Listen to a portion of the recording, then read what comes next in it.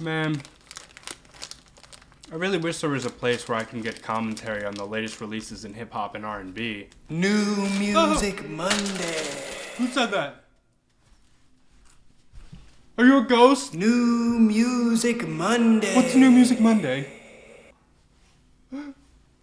Hey, what's up all you beautiful people? It's Mike Xaoc here, back again with another New Music Monday video, and today I'm going to be talking about It Was Good Until It Wasn't by Kehlani. American singer, songwriter, and former Pop Life member from America's Got Talent, Kehlani has just dropped her second studio album, It Was Good Until It Wasn't.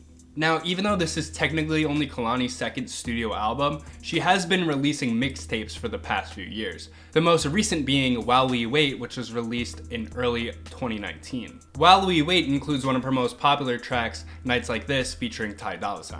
Kehlani continues to gain popularity with every release and has reached a high point in her career with the release of It Was Good Until It Wasn't, which I'm going to be breaking down for you guys today.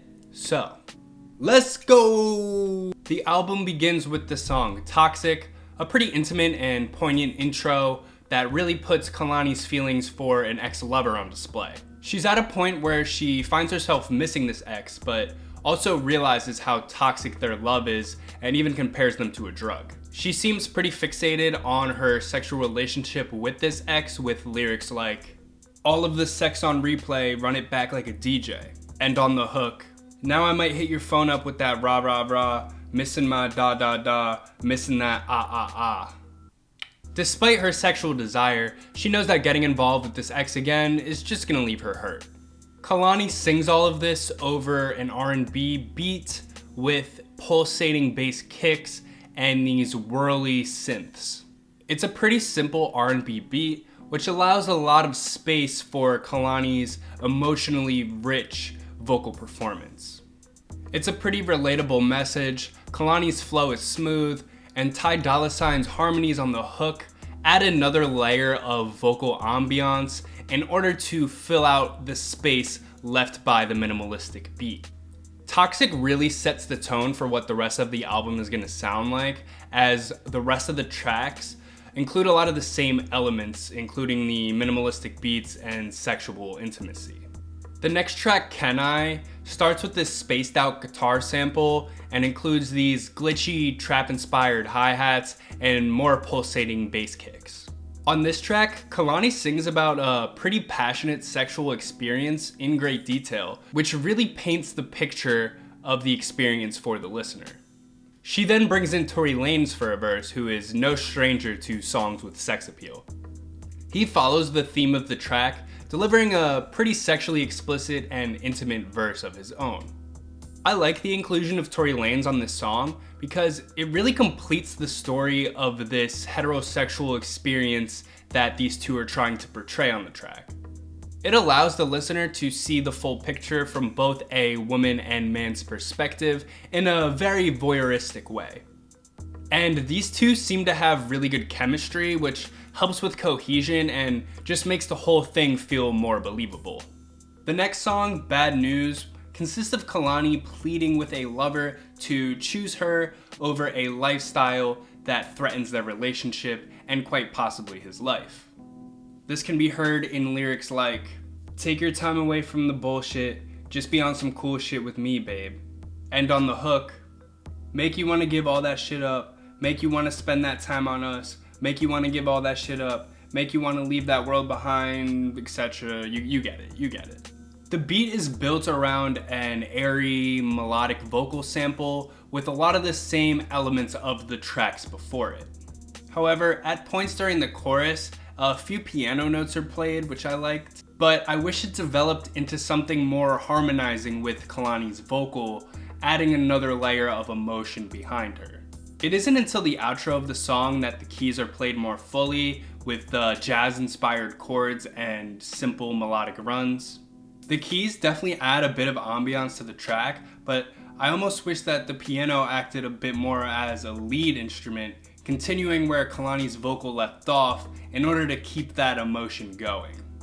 It just had the potential to add so much more to the track than it actually did. This is followed by one of the two skits on the project, Real Hot Girl skit, which features Megan Thee Stallion bragging about her skills in the bedroom. The skit fits with the vibe of the album pretty well, is sexually empowering for women, and pays tribute to Megan's influence on contemporary pop music. This is then followed by the track Water, which has a lot to do with seduction and sexual appetite. This is one of my favorite tracks on the album. The beat is a little bit more high energy, it's a little bit faster, it's based around this arpeggiated piano melody, and has some booming bass kicks. It has a lot of elements of a trap beat. Kehlani also has more of a rapper flow on this track, which adds a bit of variation without straying too far away from the already established sound. The next track, Change Your Life with Xaoc, is another track that brings a bit more energy. The track has a really nice bounce with its abundant, squishy 808 kicks, clap, and array of perks. The lyrics follow a similar idea to Bad News, as both Kehlani and Xaoc are singing about wanting a lover to choose them over a lifestyle or anyone else because they have a lot to offer in terms of emotional stability. This is also another instance of Kehlani having good chemistry with a featured artist. All of the features on this thing offer a lot of resonance and fit the vibe of the album really well. Another track that stood out to me was Everybody's Business. The song is based around a pretty moody, slow strumming guitar sample. The beat reverts back to its minimalistic, bass-heavy style that was established earlier on the album, allowing the guitar and Kehlani to stand out a bit more in the mix. Kehlani sings about the love that she has for the people in her life and touches on the rumors and criticisms from strangers that she has begun to experience since becoming a celebrity. She says she's not really fazed by this because she knows they're fronting. These people don't really know her, so their opinions of her are disposable. My favorite track on the whole project has to be the outro, Lexi's Outro. This track features a verse from Kehlani's close friend, rapper Lexi Alige, who tragically passed away on New Year's Day of this year. This verse is extremely poetic and self-reflective, and could go down as one of Lexi's best verses, quite honestly. The instrumental consists of only a guitar and a bass. There's no drums, as all of the rhythmic elements of the track are led by the verse itself. This actually works really well because the verse is the main focus of the track, and it's so strongly poetic that adding a lot of rhythm around it would just take away from the verse. Pure poetry. Ooh, goldfish.